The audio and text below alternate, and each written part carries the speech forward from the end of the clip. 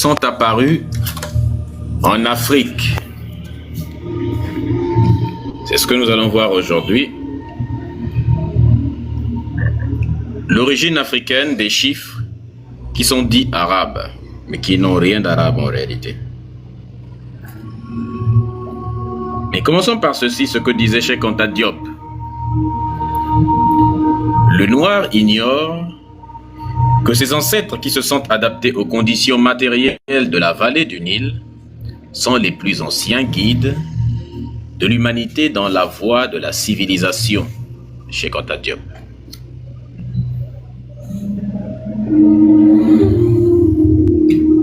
L'origine africaine des chiffres qui sont dits arabes.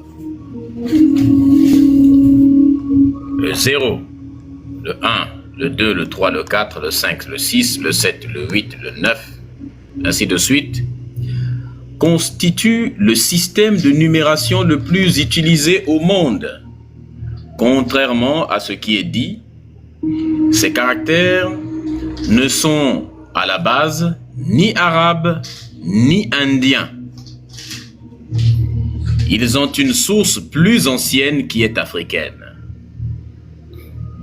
Est-ce que vous m'entendez bien actuellement?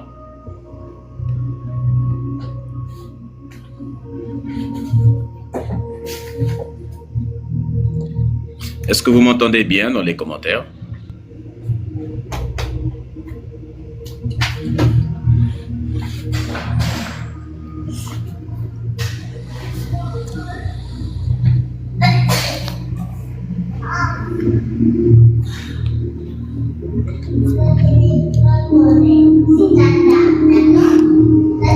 Aux origines africaines des numéros.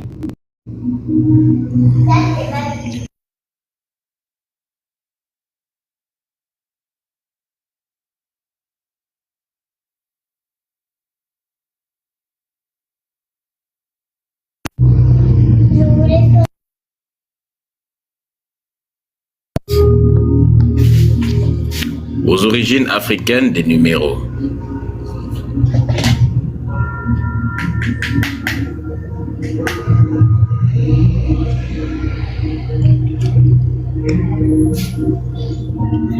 Tapotez le live s'il vous plaît. Partagez le live. Sécurisez le live. Donc,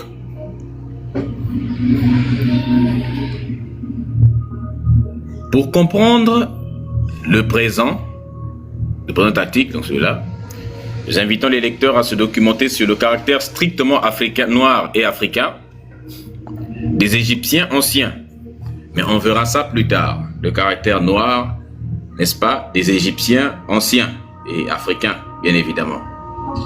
Donc tapotez le live s'il vous plaît, partagez le live, sécurisez le live. Aux origines africaines des numéros.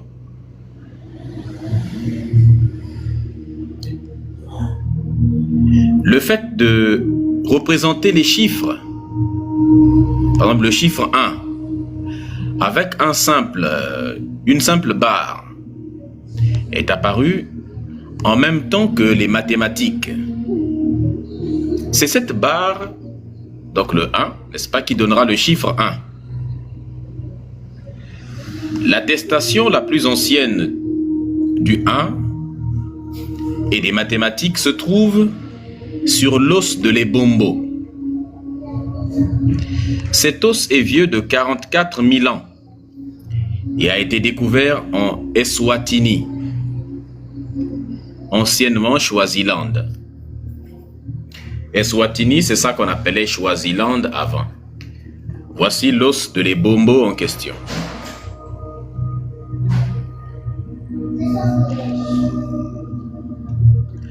La numération sur l'os de l'Ebombo avec une barre pour compter chaque unité. C'est aussi la première attestation des mathématiques dans l'histoire. Ce système de numération fait de barres qu'on retrouve encore de nos jours dans les chiffres romains allait atteindre les grands lacs africains. L'os d'Ishango vieux de 25 000 ans en est la preuve. Ce qu'on est en train de vous expliquer ici, là, c'est quoi? C'est qu'on commence avec l'os de l'Ebombo à Eswatini, au sud de l'Afrique, qui a à peu près 44 000 ans, où on voit déjà les gens pour mettre un, ils mettent un trait, deux, ils mettent deux traits, ainsi de suite. Donc là, 1, 2, 3, 4, 5, 6, 7, 8, pour compter. Puis après, de Eswatini, en bas, ça va remonter jusqu'à vers le Congo. Est-ce que vous comprenez?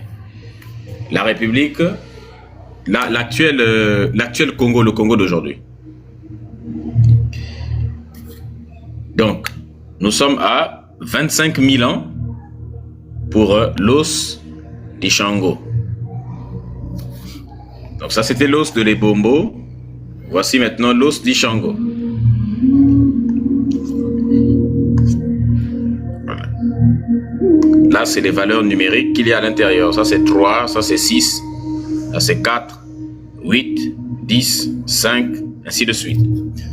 Donc, pour représenter 5, on mettra 1, 2, 3, 4, 5. Pour remettre 2, on met 2 traits. Pour représenter 6, on mettait 6 traits. C'était un peu compliqué, mais en même temps, c'était il y a 25 000 ans. Donc, vous imaginez bien, ça fait longtemps. L'os d'Ishango a été trouvé en RDC, près de l'Ouganda, aux sources du Nil. Les chiffres et les nombres, ils sont figurés par des additions de barres. L'os est aussi la plus ancienne attestation de la connaissance des nombres premiers et de la duplication. Est-ce que vous comprenez ça? Ce système de numération primaire fut emporté par les peuples des Grands Lacs qui descendaient le Nil pour bâtir la Nubie, puis l'Égypte pharaonique. Alors, je ne sais pas si vous êtes en train de comprendre. Je vous montre sur une carte, pour ceux qui ne comprennent toujours pas que vous soyez largués.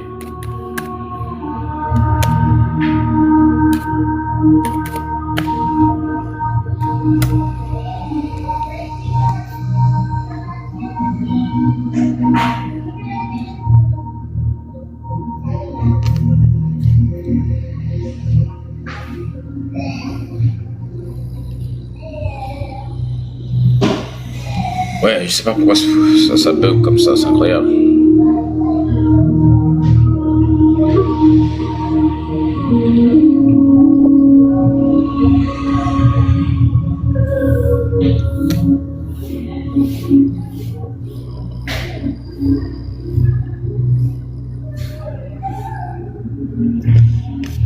Alors, voici la carte de l'Afrique.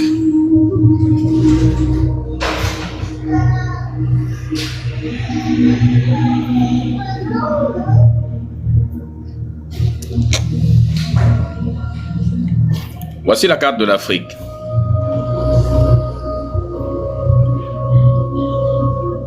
Ça, c'est le Lesotho. Est-ce que vous comprenez? Ce qu'on appelait Lesotho, mais en fait, aujourd'hui, ils appellent ça Eswatini. En fait, c'est un pays qui lui-même se trouve dans un autre pays, enclavé dans un pays qui est lui-même l'Afrique du Sud. Donc, au sein de l'Afrique du Sud se trouve un pays qu'on appelle Eswatini. Et c'est là où on a trouvé l'os de l'Ebombo. Donc, les connaissances qu'ils avaient ici là vont remonter jusque-là, vers l'Afrique centrale ici là.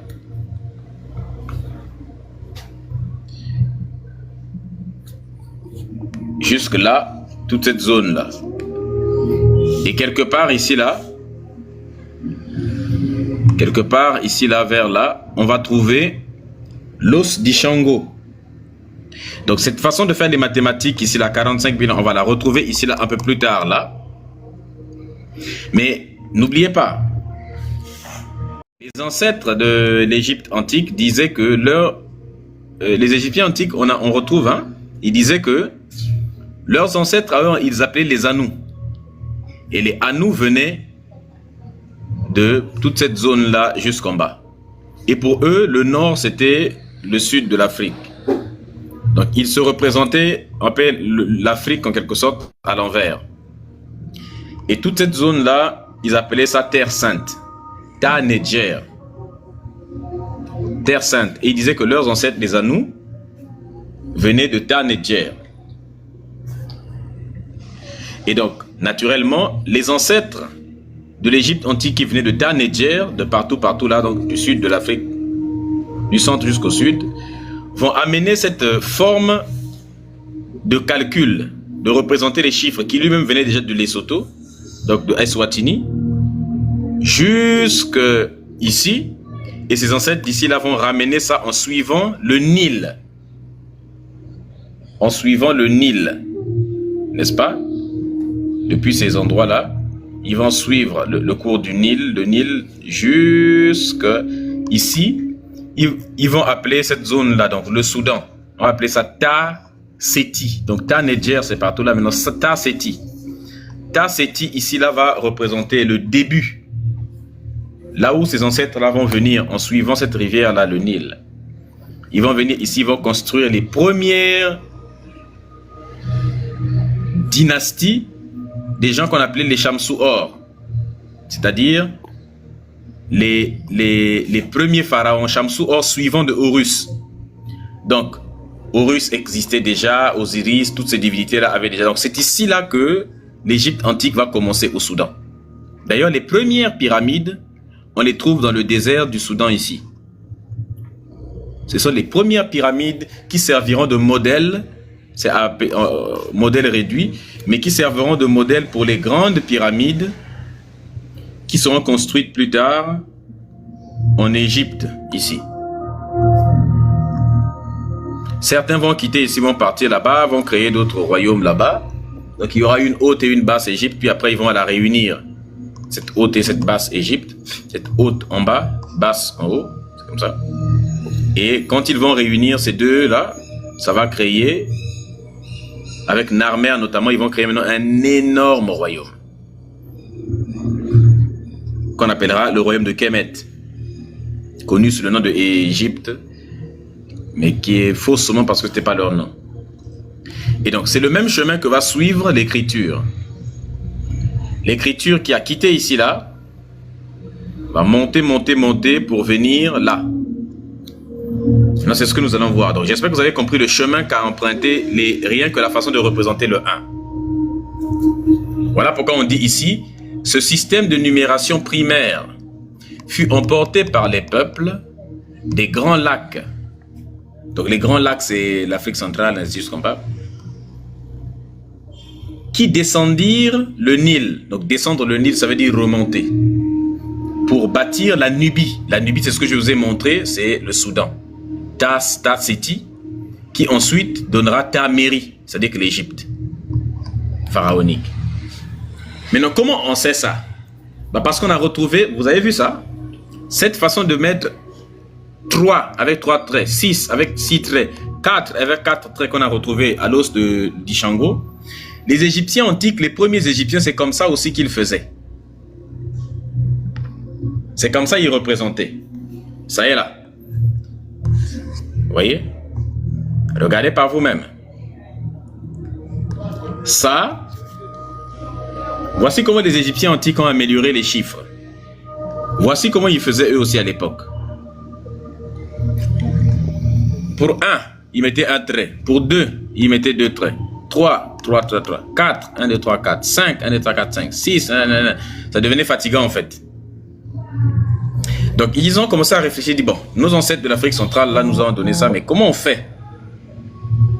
Parce que ça nous pose des problèmes pour calculer, de toujours mettre 3, 1, 2, 3, 3, 4, 1, 2, 3, 4, 5, 6, 1, c'est trop.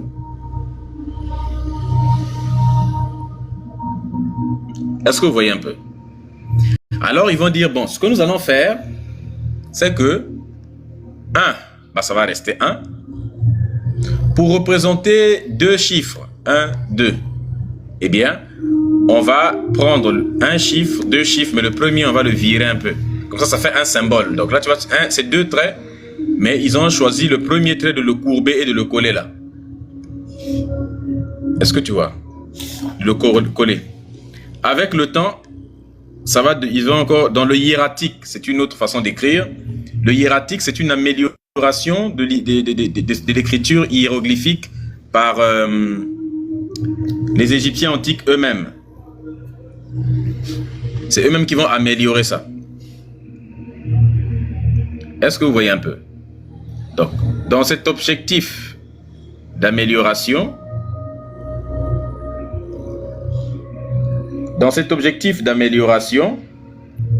eh bien,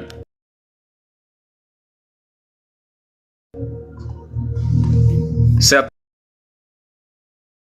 dans le hiératique, ils vont l'écrire comme ça. Vous voyez, hein, c'est le même. On a deux traits d'abord, puis le premier trait va venir rejoindre le deuxième pour créer toujours le chiffre 2. Et celui-ci, dans le hiératique, ça va, vous voyez, ça commence à ressembler un peu à 2. Ça va faire ça, tac, n'est-ce pas?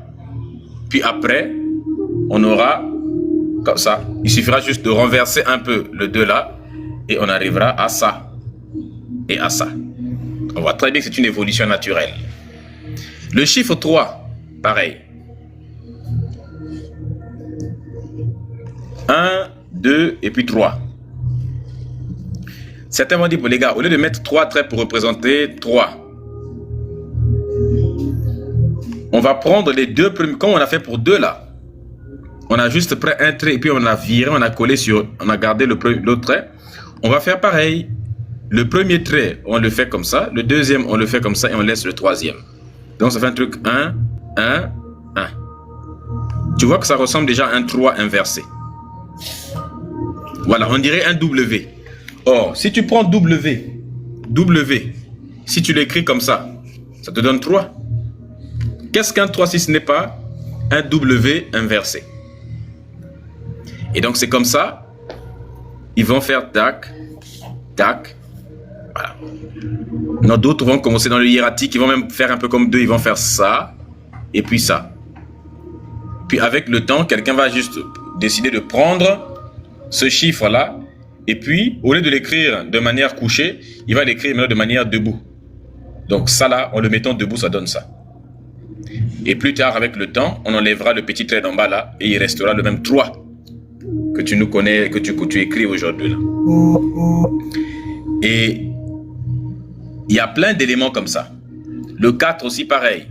On va faire 1, 2, 3, 4. Mais ça va fatiguer un peu. Certains vont décider de faire ça. Ils vont dire, bon, pour le 4, à un moment donné, on va décider simplement de prendre, tu vois, la partie là. Comme on avait fait pour 3. Au lieu de mettre comme ça, et ensuite 2 et 3, eh bien, on va enlever le premier truc là. Pour 4, on va juste garder ça comme ça. Voilà comment ils ont eu le premier 4 qui était courbé.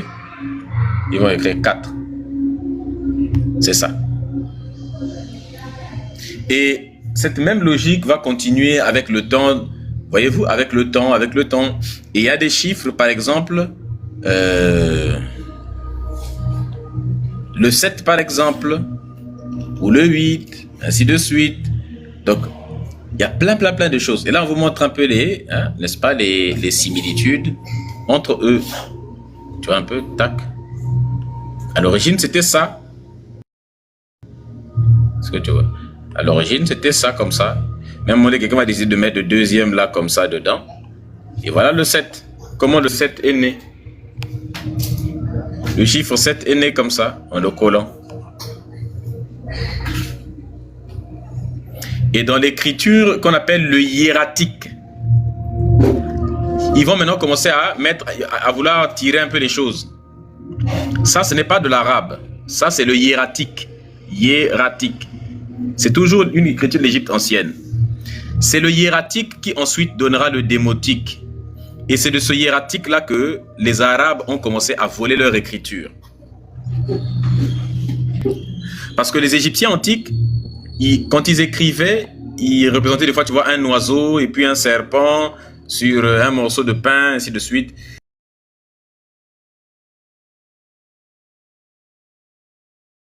Mais à un moment donné, il y a des gens qui, parfois, à force d'écrire un oiseau, un serpent, une chouette, des trucs comme ça, gars, c'est un peu compliqué à écrire. Certes, sur les cailloux, c'est bien. Pour dessiner ça sur les cailloux, on peut écrire. Mais nous, pour écrire sur des papyrus, les papiers de l'époque et les papyrus, c'est un peu compliqué. Donc, pour les papyrus, on va simplifier. Et c'est dans ce besoin de simplification-là, pour mieux écrire rapidement, qu'ils ont commencé à faire ça pour des chiffres. Mais ils ont fait ça aussi pour les lettres. Et donc, pour les lettres, ça donnera une deuxième forme d'écriture administrative qui était réservée à l'administration, qu'on appellera donc le hiératique. Et quelqu'un va décider, des gens encore vont décider de simplifier aussi le hiératique pour donner ce qu'on appelle le démotique. Ce sont les deux là, hiératique et démotique, que les sémites qui viendront en Égypte antique vont étudier et ils vont aller prendre cette façon de faire là. Ils vont aussi copier les mêmes styles d'écriture pour inventer l'arabe. C'est de là. Mais les Arabes ne veulent pas reconnaître cette vérité-là. Est-ce que vous voyez un peu? Je vous montre. Alors, on va écrire hiératique ici, là, comme ça, vous allez voir. Attendez. Hiératique. Hiératique.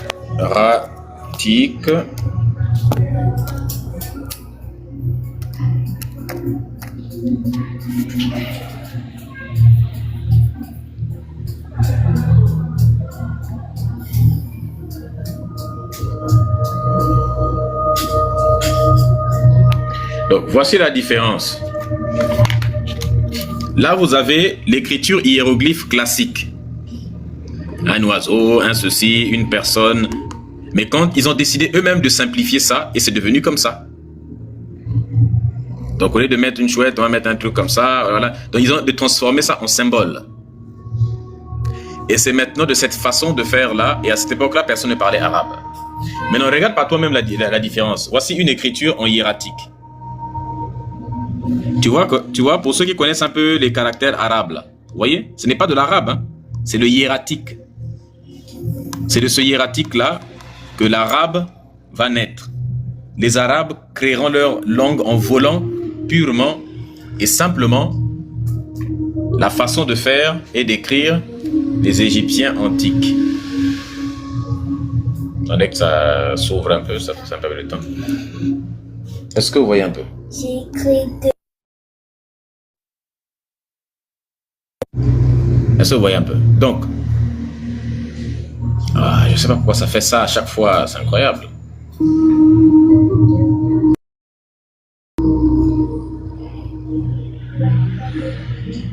Bon, désolé. Mais en tout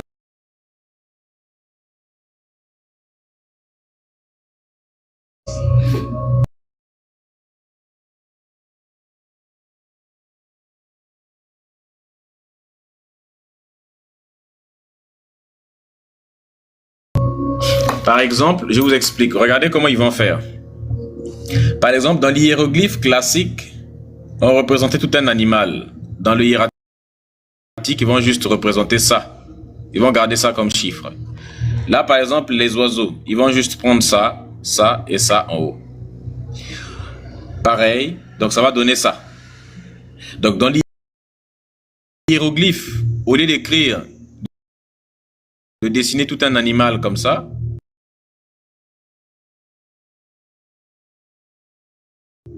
ça va juste ça va être ça. On saura que c'est un animal en question ou c'est la chose. Au lieu de mettre les oiseaux,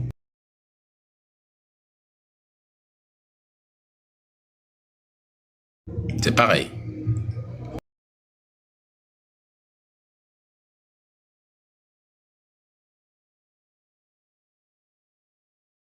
Expliquer comment les écritures vont commencer à apparaître. Là, par exemple, on voit très clairement ce que j'étais en train de vous expliquer là, avec les chiffres. 1, 2, 3, 4, 5. Voici comment, dans l'hiéroglyphique, il représentait. À partir de 10, il mettait ça. Tu vois, non? 20, 30, 40, 50, 100. Il mettait un chiffre comme ça pour représenter 100. Après, ils ont décidé de simplifier. Ici, là, 1, ça va être un 2. Regarde. C'est ça qui sera inversé. 3, ils vont coller 4. Ainsi de suite. C'est comme ça, c'est né.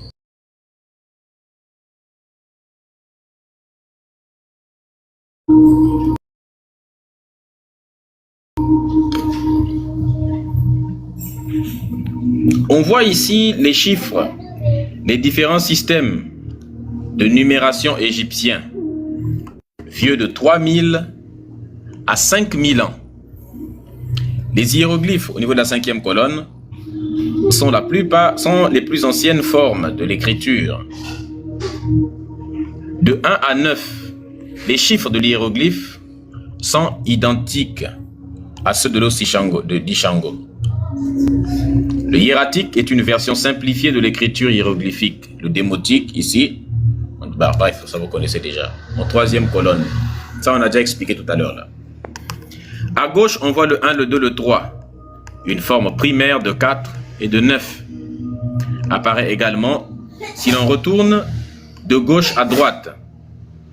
Le 6 n'est pas très différent du 6 et du 7. Pareil, tout est ici. Tout est là. Sauvez un peu. Là, par exemple, 1, 2, 3, 4, 5, 6, 7, 8, 9. Le 9. Est-ce que tu vois, là, ils mettent 9 avec des traits. Là, maintenant, pour simplifier, ils ont décidé de représenter 9 comme ça, avec un petit cercle, un demi-cercle en haut et un trait en bas. C'est comme ça que 9 va naître. Après, ça deviendra juste comme ça. Mais on voit très bien que le fait de créer un 9 avec un petit truc en haut et un trait en bas, c'est ça le début en fait. Et c'est comme ça, petit à petit. Donc,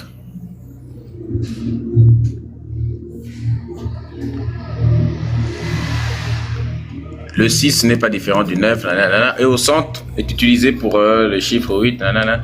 Donc, nous attirons également l'attention sur les caractères au centre et à droite que nous avons encerclés en rouge. Nous les retrouverons dans d'autres types de systèmes.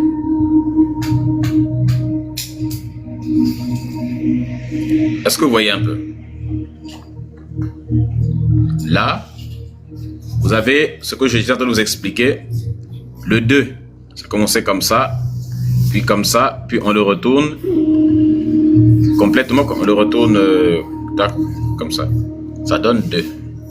Pareil pour le 3, 1. Ça le retourne un peu, ça donne ça. Pareil pour le 4, on fait ça. Après, ça donnera 4. Le 9, ça a commencé comme ça, et puis il sera comme ça, et puis plus tard, on fermera ça pour donner 9.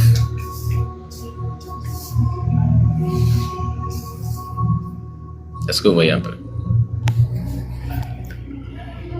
En mettant 2 et 3 en miroir, bref, bon, là on voit un peu, voilà. Pareil pour le 6. Le 6 a commencé comme un L, comme ça. Puis après, on va décider de faire ça, simplement. Puis quelqu'un va venir faire tac, tac, tac pour le combler en carré. Puis après, ça donnera 6 avec le temps. Les chiffres viennent d'Afrique. Le 0 égyptien, 6 contre, dit Naforé, qu'on appelle le truc là. Cet hiéroglyphe hautement sacré avait plusieurs sens. On remarque le cercle ovale, comme le 0 d'aujourd'hui surmonté d'une croix. Il y avait donc, en Afrique pharaonique, il y a 3000 ans, au moins 8 des 10 caractères chiffrés qu'on appelle chiffres arabes alors qu'ils n'ont rien arabe. Et utilisés aujourd'hui, on dira 6, 0, 1, 2, 3, 4 et 9. Il y a 6 également, ils ont oublié. Si on ne compte que les caractères les plus proches et qui représentent les mêmes valeurs. Malgré cela, la version dominante prétend que ces caractères sont d'origine arabe ou d'origine indienne. Malgré ces vérités-là qui sont là. Alors, sont-ils d'origine indo-arabe? Quand il est discuté de l'origine du 0 et du 9, aucune mention n'est faite de l'Égypte. Vu qu'il faut nier et rabaisser cette civilisation, comme décidé depuis le 19e siècle, officiellement les chiffres arabes se baseraient sur la numération Brahmi, apparue en Inde il y a 2200 ans. Les Arabes auraient ainsi développé un système de numération dit arabe oriental au 7e et 9e siècle. Ils auraient également fait naître la première version du système arabe occidental du 0 au 9. Ce dernier apparaît au 10e, 12e siècle, entre le Maghreb et l'Espagne, alors sous domination arabe et noire de notre, n'est-ce pas, noir berbère. De là se répandra dans toute l'Europe, puis dans la majeure partie du monde, avec des invasions coloniales européennes. Donc là, c'est là qu'ils vont aller se répandre partout, partout, partout. Les fameux trucs brahmi, selon d'après ils disent, voilà, les Indiens, ainsi de suite, le sanskrit, selon le schéma que eux ils donnent souvent.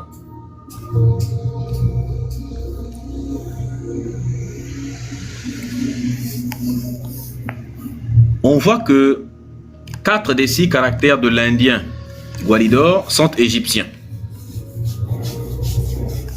Vous les retrouverez encerclés parmi les numéros égyptiens plus haut. 2 ou 3 des 6 sont quasiment identiques et au même chiffre. Donc, ce que je ne comprends pas, c'est quoi?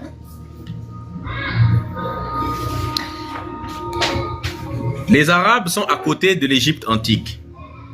L'Égypte antique connaît les chiffres depuis longtemps. Mais ils préfèrent dire que en fait, les chiffres arabes, ça vient de l'Inde. Que les Arabes eux-mêmes ont eu les chiffres de l'Inde et pas des Égyptiens antiques qui sont à côté d'eux là. Mais même l'Inde là, on sait que les premiers civilisateurs de l'Inde étaient des Noirs qui avaient quitté le Soudan. Il faut lire Runoko Rashidi, il explique très bien. La présence des caractères égyptiens en Inde s'expliquerait par l'origine dravidienne des Égyptiens et de la civilisation égyptienne, indienne, voilà, de la civilisation indienne. Une autre hypothèse serait la migration des prêtres égyptiens il y a 2500 ans, fuyant l'invasion perse de l'Égypte. Bouddha aurait été un de ces prêtres. Nous l'avons expliqué cela ici. Ça y est dans un autre article. Donc, on verra ça plus tard un jour, quand on aura le temps. L'origine africaine des grandes religions asiatiques. Le bouddhisme, voilà, tout ça. On verra ça plus tard. Et quand vous voyez ici, chez les Indiens, ils représentent exactement de la même manière ces premiers chiffres-là que les Égyptiens antiques.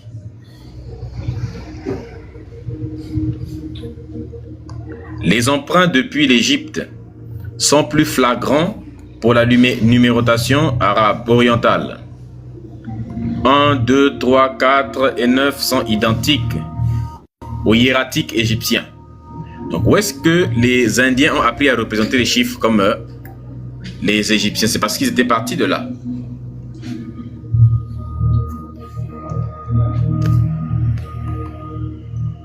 Le 6 reprend même la forme du 2. La forme du V incarné est aussi d'origine égyptienne, n'est-ce pas, est présente pour sa part dans le Gwalior. Le plagiat depuis le hiératique est direct. Les Arabes orientaux maintenant, évidemment, en bons voleurs, viendront voler simplement les chiffres et vont se les attribuer. On remarque que les Arabes n'ont développé ces numérations qu'à partir du 7e, du 9e siècle, c'est-à-dire après leur entrée en Afrique dans le cadre des invasions musulmanes. Ils n'ont pas créé cela tant qu'ils n'étaient que chez eux en Arabie. Tout ceci pousse à penser que les chiffres arabes, orientaux et occidentaux, sont une copie des numérations égyptiennes après l'entrée des Arabes en Égypte en 639. Une influence additionnelle des numérations indiennes semble être un fait. Ceci étant, les numérations indiennes comme l'arabe prennent leur origine fondamentale dans les numérations égyptiennes. Pour nous résumer, Nous pouvons avancer les étapes suivantes dans la naissance et la propagation de la numération. 1. La numération en barre apparaît il y a 44 000 ans en Afrique à Eswatini. Les Égyptiens à partir de, n'est-ce pas, elle est encore, confirmée il y a 25 000 ans en République démocratique du Congo. Les Égyptiens à partir de cet héritage ancestral, développent le 0, le 1, le 2, le 3, le 4, le 9 et le 6 aussi, j'en ai oublié. Mais aussi une forme primaire, de 6 et le caractère 7. Certains de ces caractères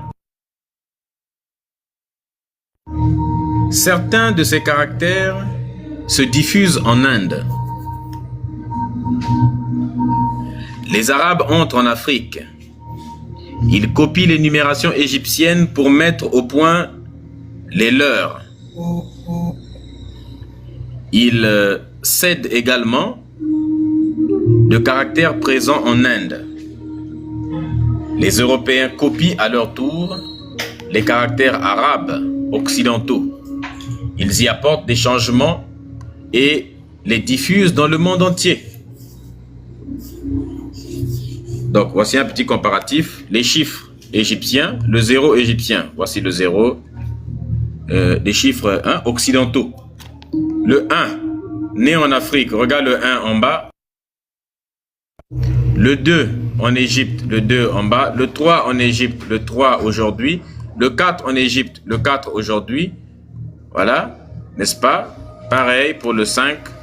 Le 6 qui était comme ça, juste une modification comme ça. Le 7 à l'origine qui va perdre finalement son truc là pour être loi, n'est-ce pas? Et le 8, bizarrement c'était ça, ils ont juste ajouté des éléments comme ça. Donc est-ce que vous voyez un peu? Maintenant, qu'en est-il de la fameuse tablette de Saqqara? Où on voit ça, ces éléments là.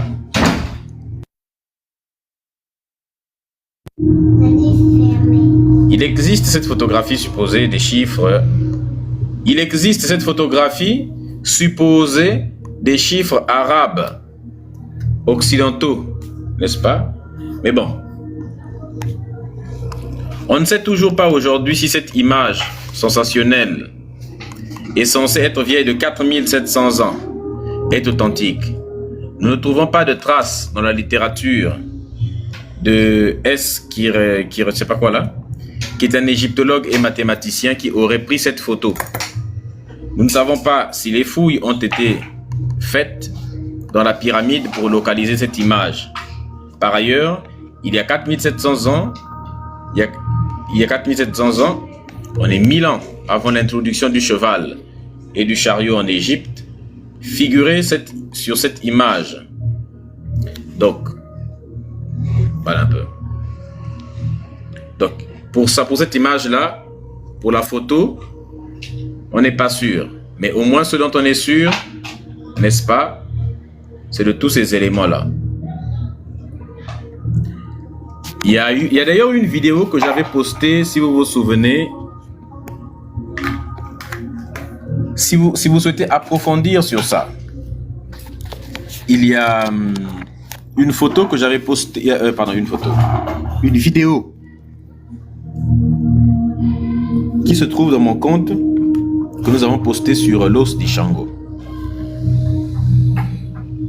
Je vous invite vraiment à aller voir cette photo-là, cette vidéo-là. Ça concerne l'os d'Ishango. Je vous invite vraiment à aller voir ça, vous verrez que c'est absolument incroyable. Absolument incroyable. Tapotez le live s'il vous plaît. Partagez le live. Sécurisez le live. Ça n'a même pas été long. Ça a été très rapide. Maintenant,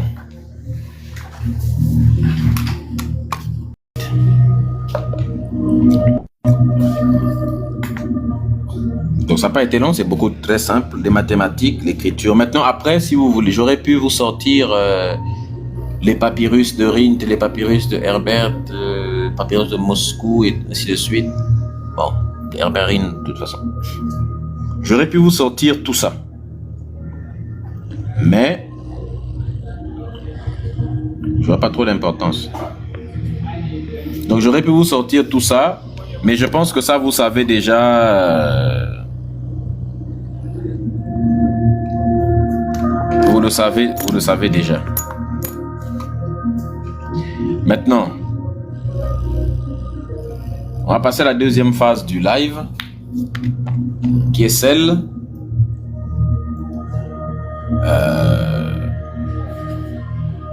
du débat. Qui on a après les kémites?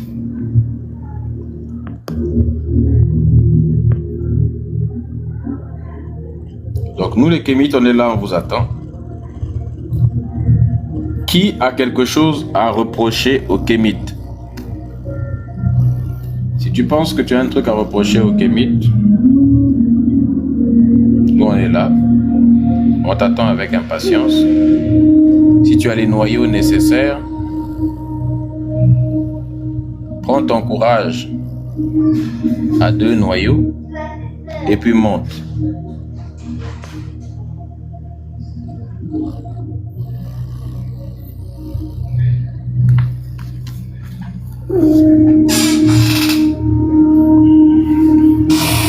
Voilà.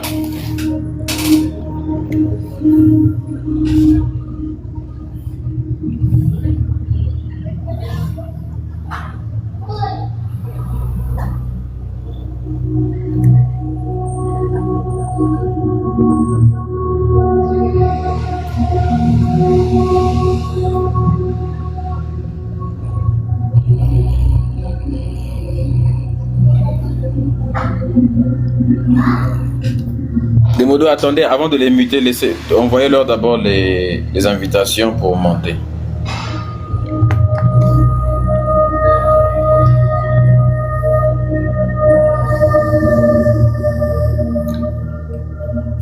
Bien sûr, ne montez que si vous êtes soit détracteur des kémites, soit chrétien, soit musulman.